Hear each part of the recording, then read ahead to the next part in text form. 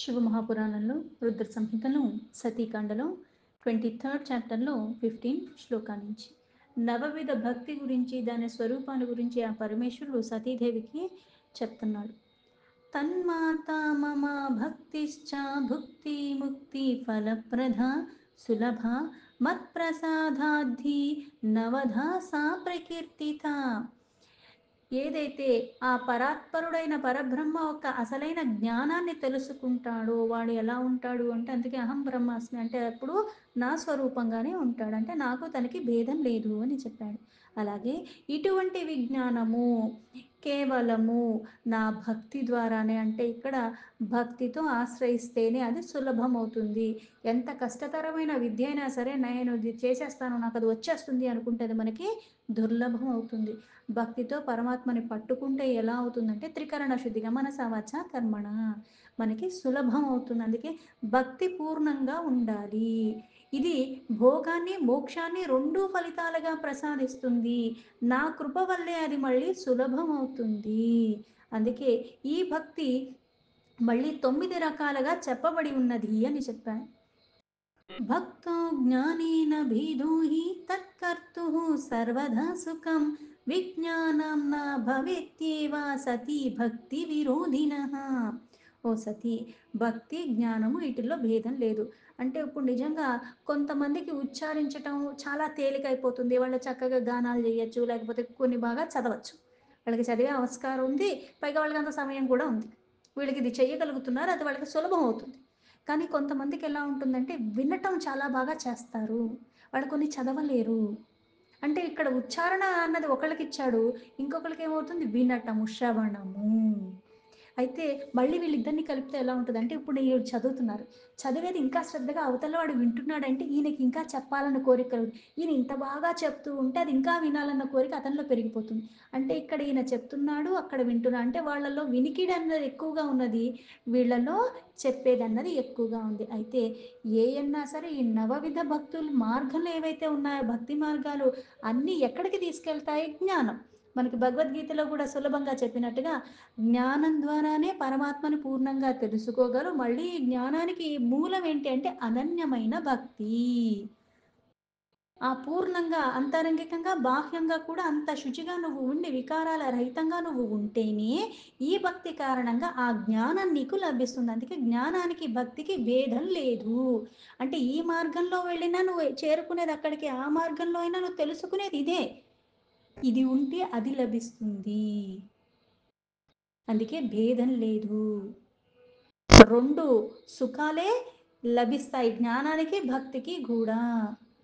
అందుకే భక్తి విరోధిగా ఉంటే మళ్ళీ జ్ఞాన ప్రాప్తి లభించదు. అలాగే జ్ఞానం ఉంది అని భక్తిలో లోపం ఉంటే మళ్ళీ కూడా అది నీకు స్థిరంగా ఉండదు. అన్నీ తెలుస్తాయి కానీ నిజంగా సమయానికి సందర్భానికి ఏది గుర్తురాదన్నట్టుగా అయిపోయినప్పుడు ఇంకెందుకు. అందుకే జ్ఞానానికి భక్తికి భేదం లేదు అని స్పష్టపరిచాడు.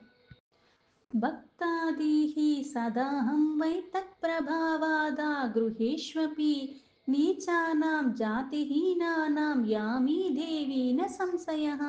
అందుకే దేవి, నేను సదా భక్తుల యొక్క ఆధీనంలోనే ఉంటాను. అంటే పరమాత్మ దేనికి లొంగడు, భక్తికి మాత్రం లొంగిపోతాడు, ఆ భక్తి పాశంలో వెళ్ళిపోతాడు. అందుకే నేను భక్తికే లొంగుతాను. అందుకే ఆ భక్తి ప్రభావంతో నేను అసలు జాతి మత ఇవేవి ఉండవు. అంటే ఇక్కడ వీడు 100 ఇది సులభం చేసుకోవాలంటే ఇప్పుడు జాతి మత అన్నవి అన్నవి మనం కల్పించుకున్నవి. అయితే ఇవన్నీ మళ్ళీ కల్పించడానికి కూడా పెద్ద కారణాలు ఉన్నాయి. ఆ మనుగడ సాగాలంటే ఇప్పుడు ఈ పని వీళ్ళు చేయగలిగిన, వీళ్ళకి అర్హత పాత్రత ఉన్నప్పుడు వీళ్ళు చేస్తే అది సులభం అయిపోతుంది. నేను ఇంకో పని చక్కగా చేయగలను కాబట్టి నేను అది చేసుకుంటే అది సులభం అయిపోతుంది. ఇలా అన్ని విభాగాలుగా చేసుకుని వాళ్ళు వాళ్ళు ఆ పనులు అందరూ అలా చేసుకున్నప్పుడు ఏమవుతుంది, అన్నీ చక్కగా ఉంటాయి. వీళ్ళు ఉండాలి, వాళ్ళు ఉండాలి, మళ్ళీ ఒకళ్ళొకళ్ళు సహకరించుకుంటూ ఉన్నప్పుడు ఈ జీవన విధానం అన్నది అంతా సాఫీగా వెళ్ళిపోతుంది, అందరికీ సుఖమయంగా ఉంటూ ఉంటుంది.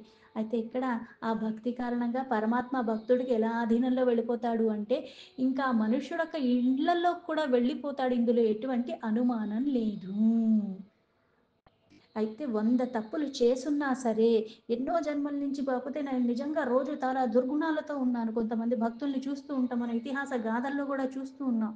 అయితే అంతలాగా అంత వ్యర్థమైన జీవితాన్ని వాళ్ళు గడిపున్నప్పటికీ కూడా ఏదో ఒక కారణం చేత అనుగ్రహం కారణంగా ఏమవుతుందో ఒక్క క్షణంలో వాళ్ళలో మార్పొస్తుంది. ఎంత మార్పొస్తుందంటే ఆ పరమాత్మ యందు రమించేలాగా అయిపోతూ ఉంటాడు. సర్వాన్ని వదిలేయటానికి చాలా సునాయాసంగా ఉంటాడు. ఏది కష్టంగా అనిపించదు తనకి. అటువంటి భక్తి స్థితికి వెళ్ళిపోతాడు.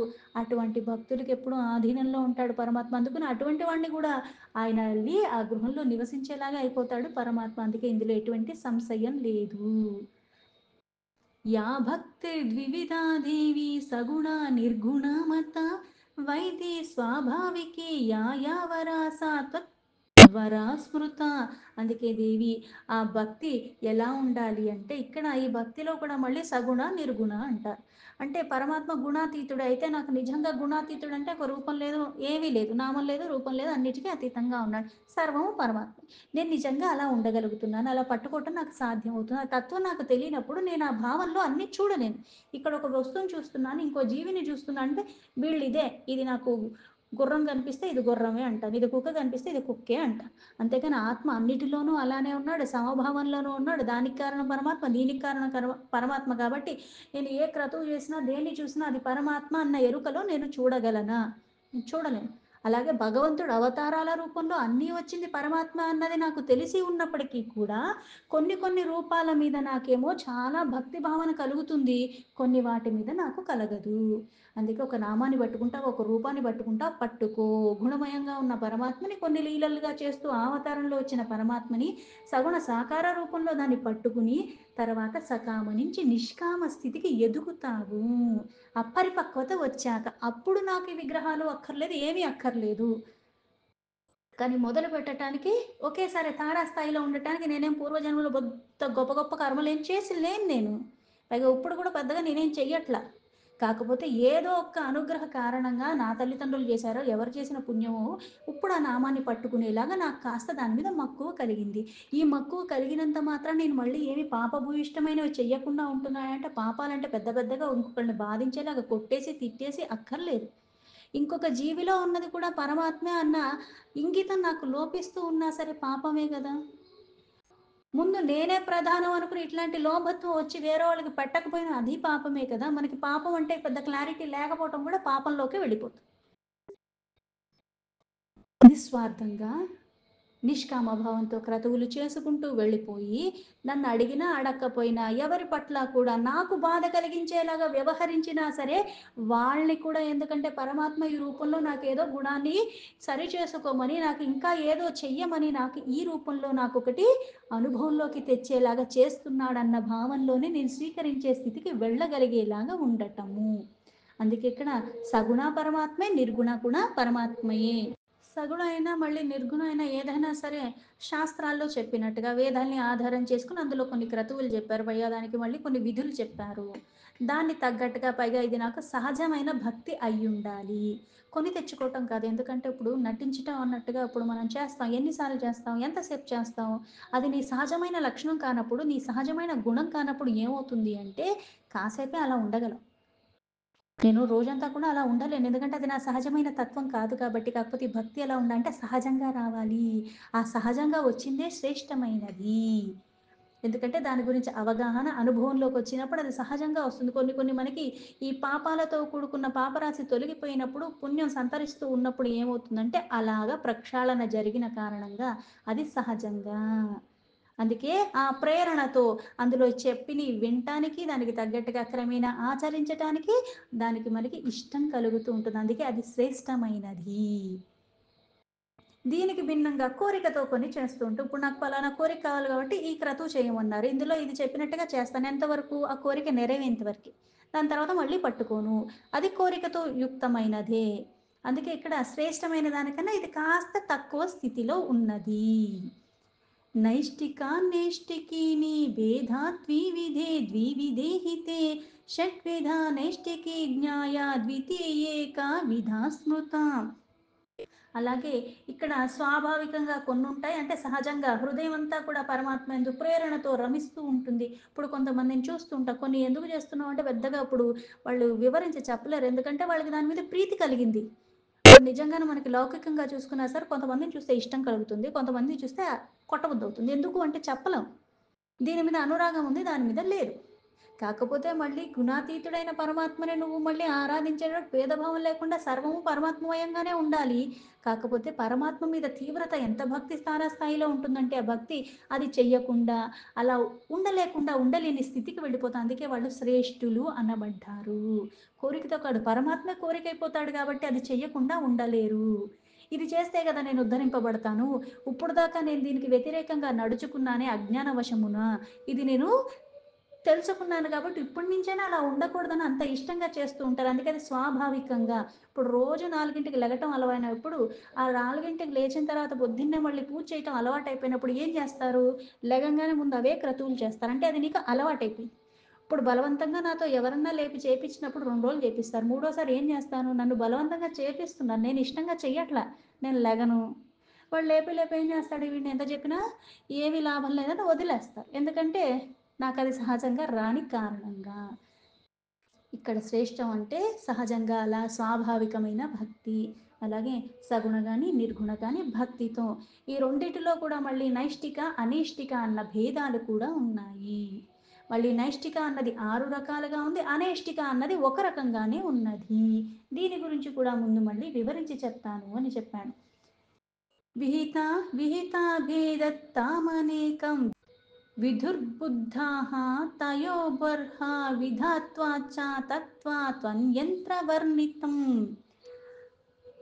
అయితే విద్వాంసులు అంటే ఇక్కడ జ్ఞానం ఉన్న వాళ్ళకి ఏంటంటే యుక్త అయుక్త అంటారు. విద్య అవిద్య అంటారు. అన్ని విద్యలే అయినప్పటికీ కూడా కొన్ని నాకు హితకరమైనవి కాదు. అందుకని వాటికి నేను దూరంగా ఉండాలి.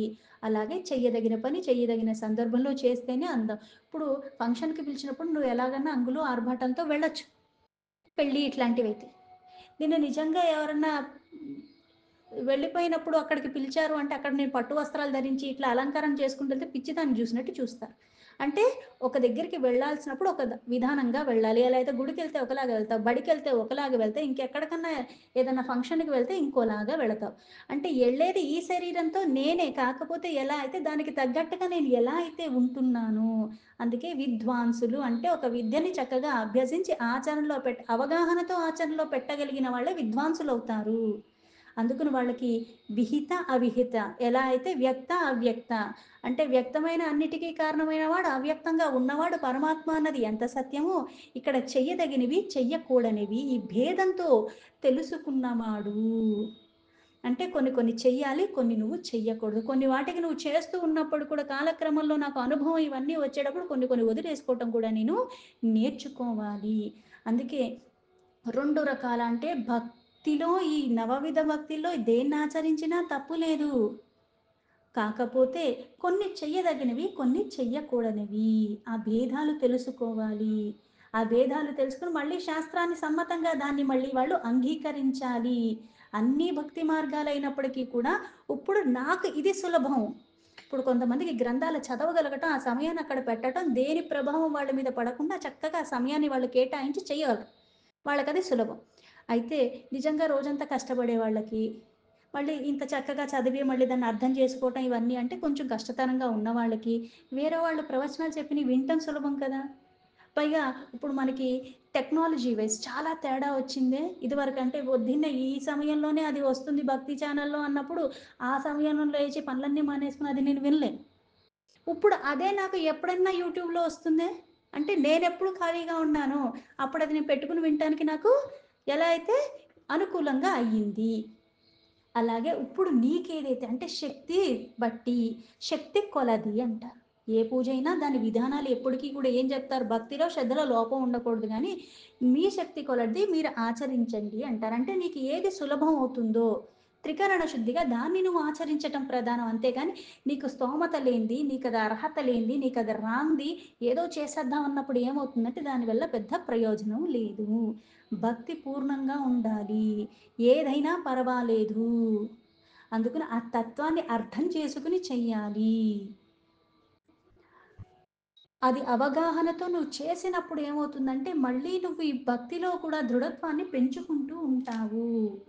అందుకే ఇలా ఈ నవవిధ భక్తుల్లో కూడా విశేషంగా అవి మళ్ళీ వర్ణించి చెప్తాను అని చెప్పి, తేన వాంగే ఉభే జ్ఞేయే వర్ణితే మునివిః ప్రియే వర్ణయామి నవాంగాని ప్రేమతః శృణు దక్షిణే. ఓ ప్రియసఖి, ఇక్కడ మునులు కూడా సగుణ నిర్గుణ రెండు రకాల భక్తులు, అంటే ఎవరైతే దేన్ని ఆరాధిస్తున్నారో సరే దానికి అన్నిటికి కూడా ఈ 9 అంగాలే చెప్పారు. అంటే భక్తి సగుణ రూపంలో ఆరాధించినా నిర్గుణ రూపంలో పరమాత్మను నువ్వు కొలిచినా సరే భక్తి మాత్రం ఈ 9 రకాలే ఉంటుంది. అందుకే దక్షుడొక్క పుత్రిక, నేను ఆ 9 వాటి వర్ణన గురించి చెప్తాను, జాగ్రత్తగా విను అని చెప్పాడు.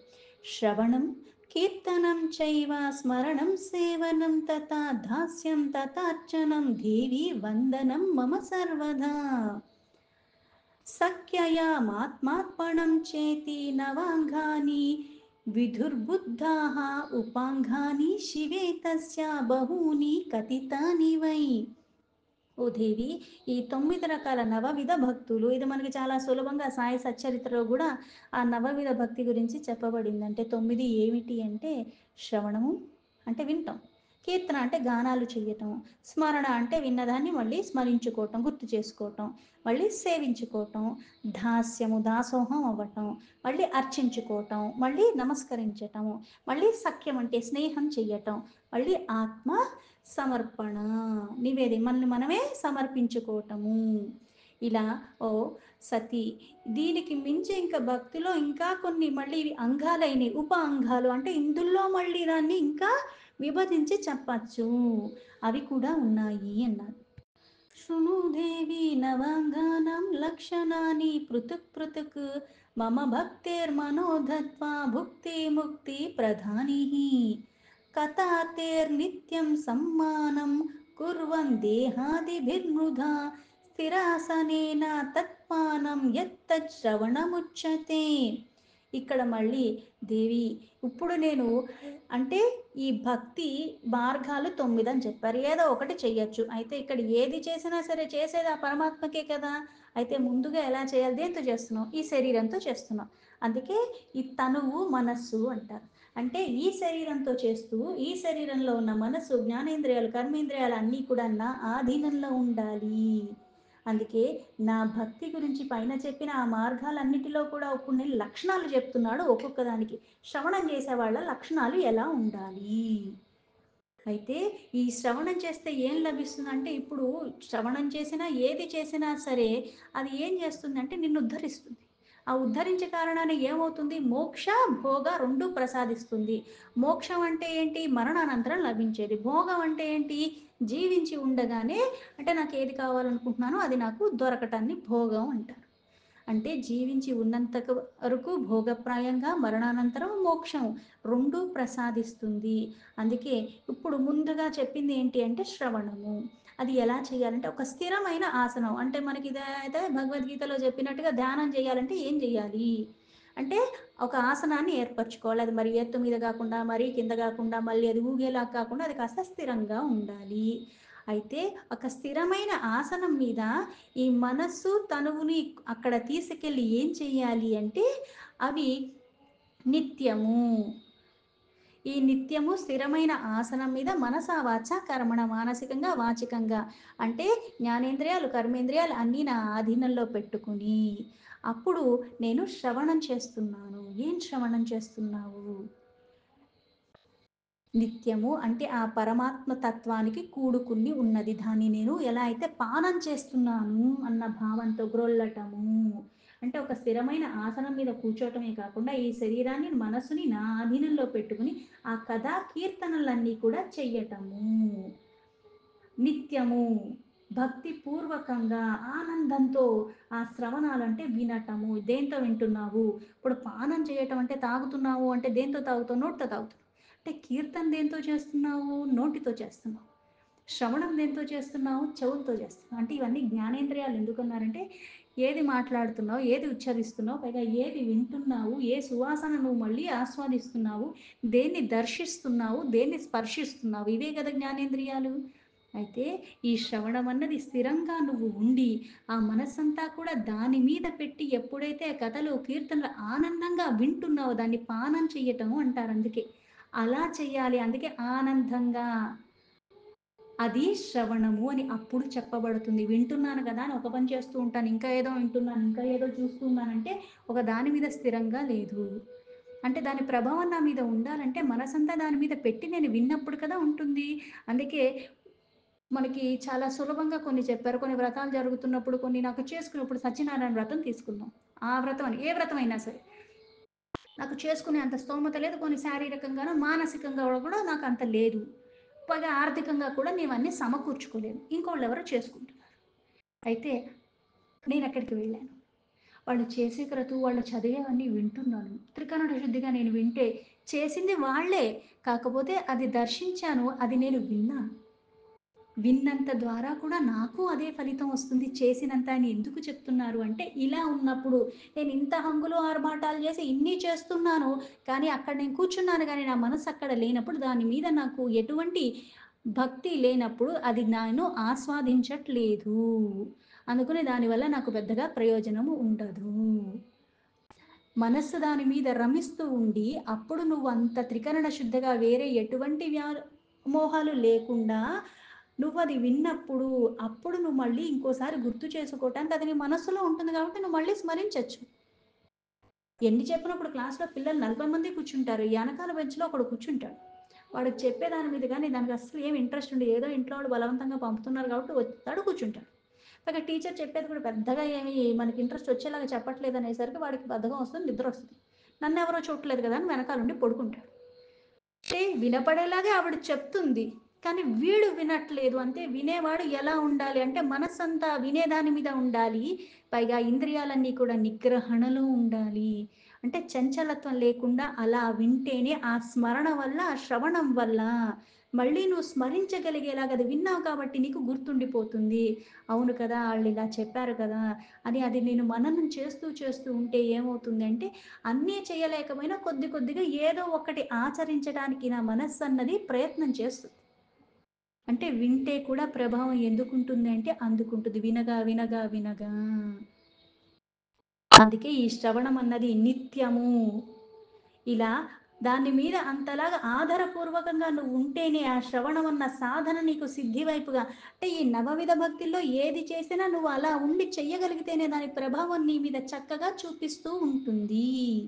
దీంతో శివమహాపురాణంలో రుద్ర సంహితలో సతీకాండలో 23rd చాప్టర్లో 25 శ్లోకాస్ సంపూర్ణం.